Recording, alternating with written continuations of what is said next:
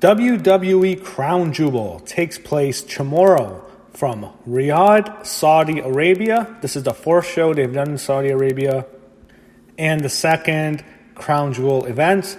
Last year's Crown Jewel, in my opinion, was one of the worst pay-per-views of all time. I thought the show was a disaster with one of the worst main events of all time, arguably the worst, which was The Undertaker and Kane against Triple H and the returning Shawn Michaels, who came out of his retirement to have one of the worst matches of all time. And thankfully, Shawn has gone back into retirement as he no longer wants to embarrass himself. That was a fucking disaster, one of the worst matches ever. So last year was a fucking disgrace. This year, I have to admit, as a card, there's some good stuff here. There's some really interesting stuff. Now, the card can be a disaster if it's booked wrong, but the way I look at it, you can have some really interesting matches. I think this show would be a lot better if this was in front of an American crowd with this card, but, they're putting this card together, all these big matches for Saudi Arabia. They don't really care about the United States because, unfortunately, in the United States, we don't give them as much money as Saudi Arabia. It is what it is. Saudi, sweet Saudi money. That sweet Saudi money, that's what it's about. Anyway, here's what we got. So you will have the first ever women's match in Saudi Arabia history. It was just announced today. You have Natalya against Lacey Evans. It was supposed to be Natalya against Alexa Bliss, I believe, at the last show in April. But they decided to change their mind, and we did not have women on the show. We will have women here. Maybe they pulled a match at the last second. They probably will. But hopefully nothing happens to them. And I'm not... If they have to dress, I swear to God, they can dress whatever. Or when Alexa Bliss and Sasha Banks had that women's match in Abu Dhabi, and they had to cover their bodies. And my God, who the hell are you? I mean, I don't respect you as a country if you don't want to see Sasha Banks and Alexa Bliss's body, but whatever. You want to see them covered up. Natalya and Lace will probably have to cover themselves up. For Lacey Evans, I'm proud, the way she is, she was in the Marines. She probably looks at this as a big deal. I'm sure Natalya likes it too. So this is a fine match. I think, when you go Natalya, I think the babyface will win this match. Next, you have the WWE United States Championship is on the line. A Battle Royal to become the number one contender for the WWE United States Championship. You have Sunil Singh, Mojo Rawley, Eric Rowan, R-Truth, Sin Cara, Brian Kendrick, Titus O'Neil, Tony Nese, Akira Tozawa, Shelton Benjamin, Apollo Crews, Buddy Murphy, Andrade. There's Drake Maverick, Eric Young, Luke Harper, Cedric Alexander, Heath Slater, Humberto Carrillo, and Noe Jose. I'm going to go with Humberto Carrillo. I think he's definitely winning here. He lost to AJ on Raw, but I think he'll have a rematch with AJ on his show. But I think he's a heavy favorite to win this. I think he wins, and that'll take us for the U.S. title match. AJ Styles defends against Humberto Carrillo. I think... This is tough. I think AJ retains. I think AJ gets about... Humberto will give him a battle, but I think AJ retains the U.S. title on the show. Next, you have a 9-tag team Turmoil match for the World Cup. Who cares about this? You got New Day, it's Big E and Kofi against the Viking Raiders, Erik and Ivar against Heavy Machinery, Otis and Tucker against the Lucha Host Party, Lince, Dorado, Gran, and Kalisto against Curt, Hawkins and Zack Ryder against Revival, Scott Dawson and Dash Wilder against the OC, which will be Luke Gallows and Karl Anderson, against Dolph Ziggler and Bobby Roode, and then you have the B team, Chris Axel, Bo Dallas. So, who's winning? My guess, I think it goes to the New Day. I think they'll give something to Kofi and Big E after Kofi was embarrassed really bad. They lost in 7 seconds. So some people are still really pissed off about that. It is what it is. And, I was someone who was extremely critical of his title reign. I thought his title reign was horrible. It was a great moment when he first got the belt. I was really happy for him to see him finally win the WWE Championship at WrestleMania 35. But the title reign he had was fucking horrendous. His matches sucked. Every pay-per-view match was shit. Everyone was disappointed. Matches with Orton were no good. Crowd was dead for all of them. Matches with KO were no good. I don't know who else did he even feud with. None of the matches he had on pay-per-view were any good. He was a horrible champion. The crowd did not care. He drew horribly on ratings, horrible on TV, and he lost in 7 seconds. That's how it should have been because he was a bad champ. But I think they give something to Kofi. They give something to Big E. You know what? No, I changed my mind. Why did I pick them? I'm changing my mind. I'm going to say they don't win. I think there's something that's going to happen. They're going to blow it. Heavy Machinery takes the win. Heavy Machinery wins. I think there's... Heavy Machinery. Viking Raiders. What the fuck's wrong with me? Oh, my God. I said Heavy Machinery. Viking Raiders. I think Big E and Kofi are going to have friction here. I think Viking Raiders are the win. I messed that up. Sorry. Mansoor against Cesaro. This is the lock of the night. Mansoor wins. Mansoor's not too bad in the ring, though. He can have good matches. He's really talented. Cesaro's a great guy to have your first big singles pay-per-view match with.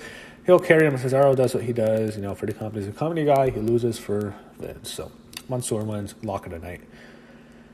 So here's the next, I'd say the biggest 4 matches on the show. You have the Team Hogan against Team Flair 10-man tag team match. Of course, Team Hogan on Hulk Hogan. He will be accompanied by Jimmy Hart, as he always is, and Ric Flair. I don't believe he'll have anyone on his corner. But on Hogan, you have Roman Reigns, you have Rusev, you have Ricochet, you have Shorty G, and you have Ali. That's funny.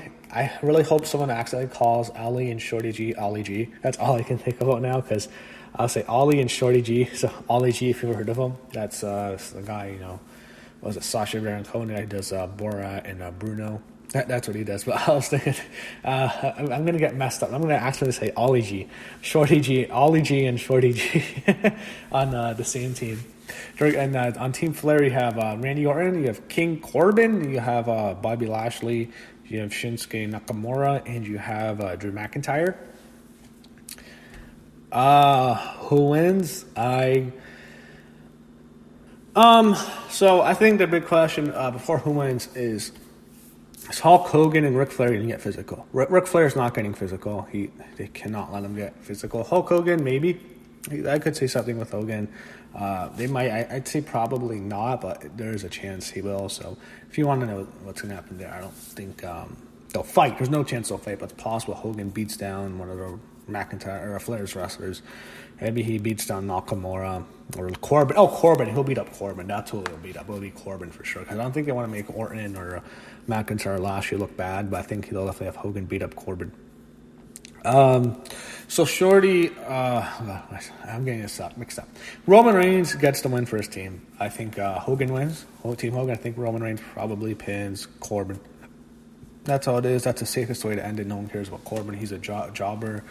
He gets his ass kicked. Lashley and Rusev will definitely have a battle. There will be no Lana, but they'll definitely have like a fight. They might even not go into the crowd.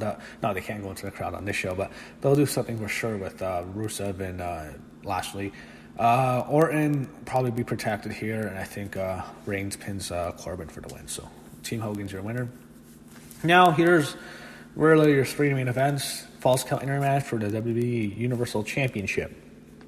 Seth Rollins against The Fiend, Bray Wyatt. Okay, I would love for The Fiend to win. It's going to be on Halloween.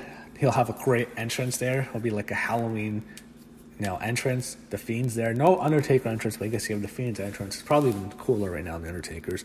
It'll be awesome for The Fiend to win it. He could have won the title on Halloween. That'd be perfect for them to keep going with Raymondis every week on Raw. Perfect. It's like a Halloween horror movie villain, right? You can see him in some slasher film. Like he has this awesome mask. Here's the problem. Seth Rollins is going to win. Seth wins. It won't be stopped. He'll win. It'll probably be a fluke win. It'll probably be something where the Fiend was about to kill him and messes up and he goes through like a giant table and Seth accident and just has a shoulder on him, puts his arm on him, gets a 3 count, something like that. But Seth's winning. I don't think the Fiend wins at all. Fiend's going to SmackDown. He'll be done after this.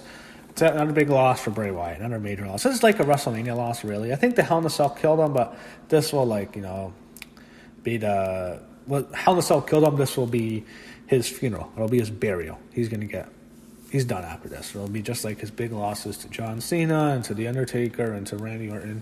All his bad WrestleMania losses. He's losing another big match, and Seth Rollins retains the title.